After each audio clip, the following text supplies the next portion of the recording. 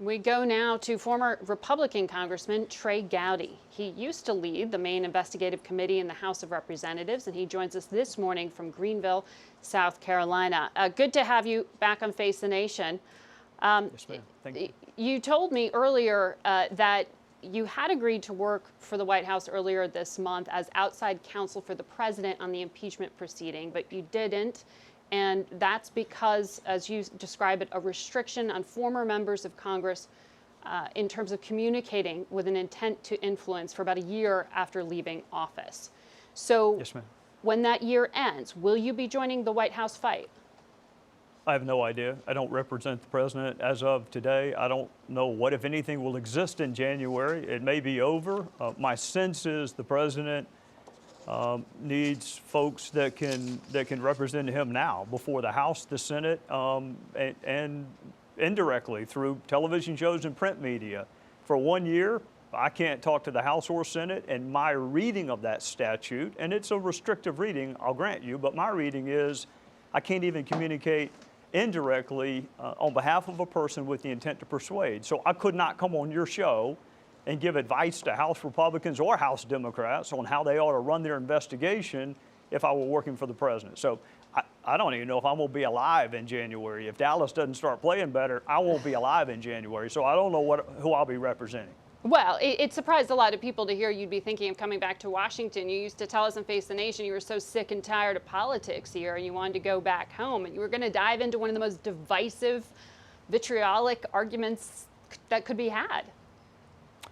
Yeah, my wife asked me a lot of those same questions. To me, impeachment is the political death penalty, Margaret. There's a reason our country has never removed anyone from office. So I look at it as a lawyer. What process is someone entitled to if you are seeking to remove him or her from office and assign to them a stigma that will echo through the halls of history? How much process is due? Well, you're talking about process there, and that's very specific here in terms of some of the criticisms from Republicans of this Democrat-led investigation.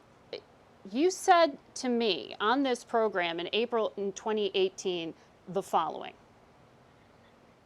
Well, our private hearing was much more constructive than the public hearing. I mean, public hearings are a circus, Margaret. I mean, that's why I don't like to do them. I don't do many of them. I mean, it's a freak show.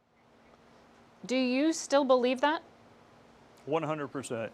So these hearings these depositions should remain private. Well, you can't pick and choose which aspects of due process you're going to use. It's not just the privacy. I mean, the reason we respect executive branch investigations isn't because they're behind closed doors. It's because there are no leaks. I mean, John Durham, you have no idea what John Durham has been doing. You have no idea what Michael Horowitz is going to say in his FISA report. There were no leaks with Bob Mueller.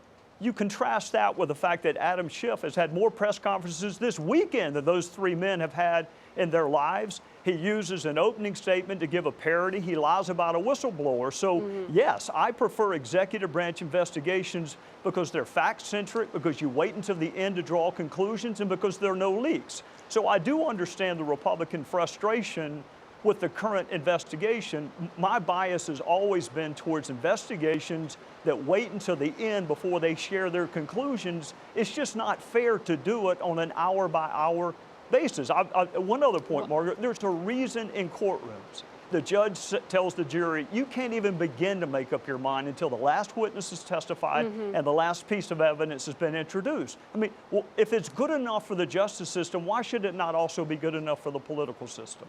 So in other words, the storming of the classified area by some Republicans was a bit of a political stunt, and you think that what is being revealed behind closed doors should be heard out before judgments are made on whether or not the president should be impeached? I think two things. I'm a rule follower. I threw a Republican out of a hearing because he was not a member of the committee. I didn't take pictures on the House floor, even though I was in the minority. I'm a rule follower.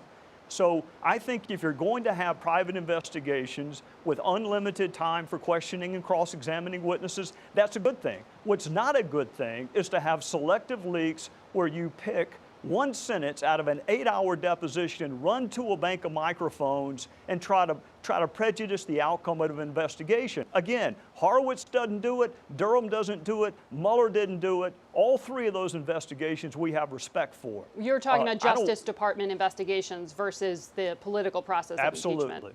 Absolutely, yes, ma'am.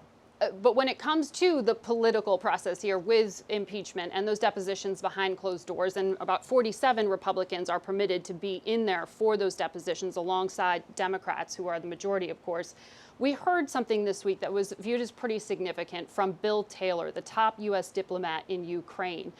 He was about the fourth U.S. official to substantiate in his detail, he said, from notes that President Trump's aid to Ukraine and his conversation with the president, all of this was predicated on the investigations of Burisma, the Ukrainian gas company Hunter Biden served on the board of, and alleged Ukrainian interference in the 2016 U.S. elections. Those are two quotes. Does that sound appropriate to you? Well, let's take them separately. Is it an impeachable offense to condition aid on cooperating with the 2016 election investigation? I mean, are we going to remove a president from office if he conditioned aid on figuring out who tried to interfere in our 2016 election? Well, Congress gets to decide what an impeachable offense is, but conditioning sounds a lot like quid pro quo. Well, you know, that means something for something. I need to know what both of those somethings is. If the something is we're not going to give you aid until you help us figure out who tried to interfere with the levers of democracy in 2016, Margaret, I can tell you if a Democrat did that, we'd be adding something to Mount Rushmore. I mean, we spent 2 years as a country trying to figure out who tried to interfere with our election. So clearly, it can't be an impeachable offense. It can't be an impeachable offense to ask for the server because Jim Comey wanted the server. So well, I need to know what's the something. To be clear, on the server, you're talking about the Democratic National Committee's computer server. Are you saying it's hidden in Ukraine? I have no idea. I have no clue. That the president has said that, so it's a theory that's been debunked. Well, this is the theory that has not been debunked. Jim Comey wanted the server. I don't think it's an impeachable offense for Bill Barr to also want the server. I don't have any idea where it is, but I don't think it's an impeachable offense to say, if you know where it is, would you mind telling us? Keep in mind, that is the server the Russians hacked to gain access to emails. There was a point in time when we all wanted to know about that. So what is the statute of limitations on interfering with our 2016 election? I don't know. As for the rest of Taylor, I've read his opening statement, Margaret, but I would need to follow up with questions. I'd need to also watch what other members ask and significantly what the cross-examination would have looked like before I can draw any conclusions. All right, Trey Gowdy, thank you for your time today. Yes,